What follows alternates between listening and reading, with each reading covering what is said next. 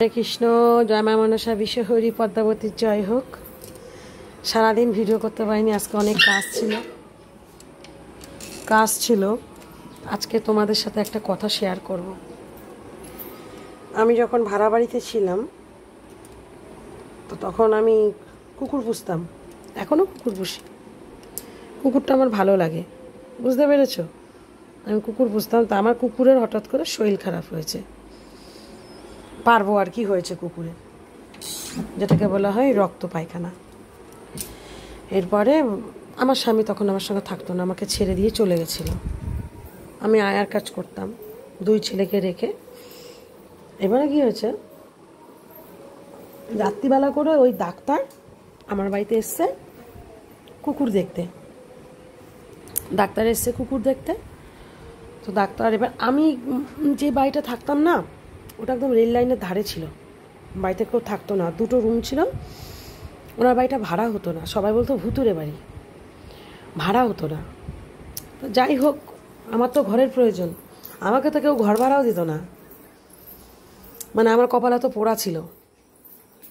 এরপরে ওই বাড়িতে ভাড়া গেছি। ভাড়া যাওয়ার পর আমি একটা কুকুর পুষেছি, কারণ আমার 2 ছেলে কার সঙ্গে থাকবে, বুঝতে পেরেছেন?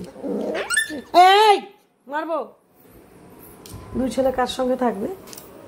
কুকুর নিয়ে ওরা খেলতো, আমি কাজে যেতাম। তা ডাক্তার ডেকেছি, তো ডাক্তারকে, এবার ডাক্তার রাত্রিবেলা এসছে, ও অনেক রাতে এসছে, 10:30 হবে। আমাদেরই পাড়ার ছেলে, নাম তন্ময়, আমাদেরই পাড়ার ছেলে ও। এবারে ও এসছে, তো এসে দরজা ঠক ঠক ঠক ঠক করছে। আমি দরজাটা খুলে দিয়েছি, ঠিক আছে। তখন ও বলছে জল দে জল দে জল দে জল দে, জল খাবো। আমি বললাম জল খাবি? তাই আমি ওকে জল খেতে দিলাম। আমি বলছি কেন রে, কী হয়েছে? বলে কিছু হয়নি। কুকুর কোথায়? বললাম ওই তো রয়েছে। তো যথারীতি কুকুরকে ও ইঞ্জেকশন দিল। দিনের বেলা এসে স্লাইন দিয়ে যেত, সেদিনকে রাত্রিবেলা ও আর স্লাইন দেয়নি, ইঞ্জেকশনটা দিয়ে বলছে কি আমি চলে যাই। বললাম তুই চলে যাবি? বললো হ্যাঁ। বললাম তুই স্লাইন দিবি না? বলছে যে না আমি স্লাইন দেবো না। ঠিক আছে, বলার পরে ও চলে গেছে। এবার বাড়িতে গিয়ে আমাকে ফোন করেছে, ফ্রেশ হয়ে আমাকে ফোন করেছে। আমি বললাম কী হয়েছে? তা আমাকে বলছে যে ওই বাড়িতে কতদিন ধরে থাকিস? তা আমি বললাম যে ওই বাড়িতে আমি আছি 6 মাস 7 মাস ধরে আছি।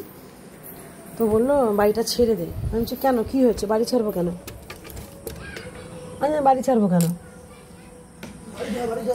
তারপরে বলছে যে তোদের বাড়িতে যখন ঢুকতে গেলাম তো এরকম কাপড় মুড়ো দিয়ে, আমার তো বাড়ির মানে এরকম সামনে দিয়ে গেট ছিল, এদিকে দরজা ছিল, এদিকে দরজাটা আমি দিয়ে রাখতাম, রাস্তার দিকে তো আমি দিয়ে রাখতাম, উল্টো দিকে দরজা ছিল ওটা খোলা রাখতাম।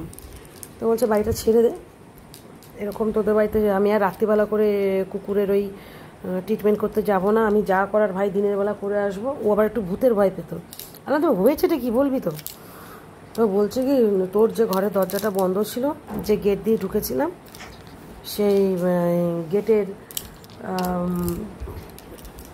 এই দরজার সামনে একটা সাদা আকৃতির একটা মানুষ বসে আছে, মনে হচ্ছে সাদা কাপড় গায়ে দিয়ে মুখ টুক ঢাকা দিয়ে বসে আছে। তাই? বলে হ্যাঁ। আমি হতে পারে মানুষ, পাড়ার ছেলে পেলে আড্ডা মারছে গরমকাল, তাই দেখে ভয় পেয়ে গেছিস? বললো হ্যাঁ। ও আমাকে কথাটা বলেছে, আমি এখান দিয়ে শুনেছি, এখান দিয়ে বার করে দিয়েছি। আমি কি বলে? আমি বেশ 2-3 দিন পর তো রাত্রিবেলা করে দেখছি ঘুঙুরের আওয়াজ, তখন একটা হবে ঘুঙুরের আওয়াজ, ছমছম ঝমঝম ছমছম ঝমঝম করে বেজেই যাচ্ছে। তখন ওই আধ্যাত্মিক কি ভূত পেত আমার মাথায় ছিল না, বয়স অল্প তো। চুপচাপ রয়েছি, এরকম ঘুঙুরের আওয়াজ হচ্ছে, আমি চুপচাপ রয়েছি। যখন আওয়াজটা থেমে গেল আমি না, তাহলে আমি টয়লেটে যাই। এবার আমাদের টয়লেটটা ছিল একদম বাড়ির একদম একটা কোণায়, ঘরের দরজা খুলে যতই ওখানে লাইট থাকুক, যতই টর্চ লাইট নিয়ে যাই না কেন, ওই জায়গাটা একটা ঘুমটে অন্ধকার, তো ঘুমটে অন্ধকার। টয়লেটে যাব। তা আমি না হঠাৎ করে ভাবলাম যে সেদিনকে আমাকে ডাক্তারবাবু বলল এরকম একটা সাদা কাপড় পরে কে বসে আছে, আজকে আবার ঘুঙুরের আওয়াজ পেলাম। দেখি একটু বারান্দা দিয়ে আগে দেখে নেব টয়লেটের ওখানে কেউ আছে কি না, কলপার আছে তো, টয়লেটের ওখানে কেউ আছে কি না দেখতে গিয়ে এবার ছিটকানি খুলে বারান্দায় এভাবে ঢুকেছি। এবার অন্ধকার ঘুটঘুটে, এখন লাইট নেই তো, ঘুটঘুটে অন্ধকার। এই একটা দেখেছেন, এই যে আমার সাথে শুরু করেছে। ঘুটঘুটে অন্ধকার। হঠাৎ করে মনে হলো আমার কলপারে কে যেন বসে আছে, এরকম পাটা এরকম করে ছড়িয়ে দিয়ে, মানে চুল অনেক, চুলটা নিচে এরকম করে ঝুলছে, কলপারে এরকম করে বসে আছে। ভাবছি এত রাতে এই কলপারে কি করতে এসেছে, কে এটা? ঠিক আছে, দূর থেকে কুকুর ডাকছে।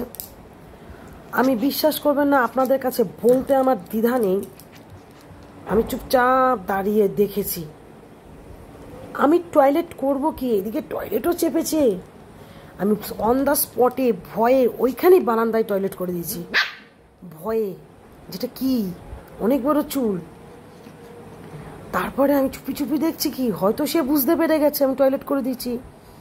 এরকম করে মুখ চাপা দিয়ে রেখেছি, নিঃশ্বাসটা যাতে জোরে না হয়। আর আমার ছেলেদেরকে বলেছি ডাকবি না আমাকে, ঠিক আছে? আমি দেখেই যাচ্ছি ফাঁকা দিয়ে, এক চোখ দিয়ে এরম করে দেখছি কি হামাগুড়ি দিল।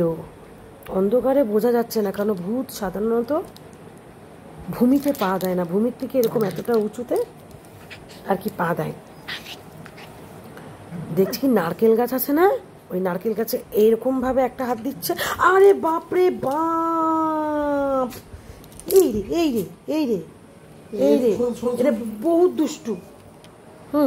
এই নারকেল গাছে এরকম একটা হাত দিচ্ছে ডান হাত, আরেকটা দিচ্ছে এরকম বাঁ হাত, এরকম থাপ থাপ করে করে নারকেল গাছে এইভাবে উঠছে।